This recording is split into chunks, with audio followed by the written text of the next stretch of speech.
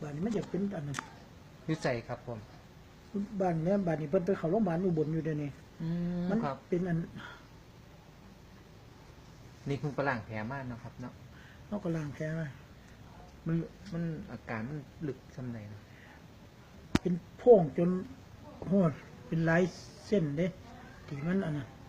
ครับแผลเบาหวานนะครับผมเพิ่งไปล้างแผลมากนะครับจากโรงพยาบาลครับกินอีกกี่กล่องครับ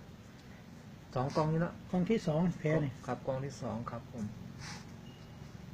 ครับ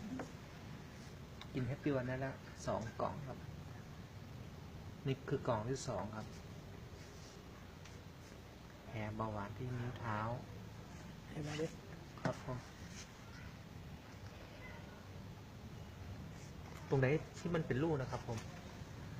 เขาหยาดได้เลยครับจะได้สิ ครับครับผมฝ่าเท้านะครับ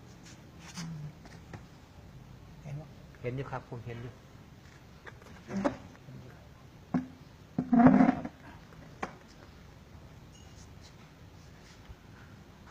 ตรงนี้ป่ะครับที่มันเป็น อยู่กลางครับอยู่นั่ง ครับผม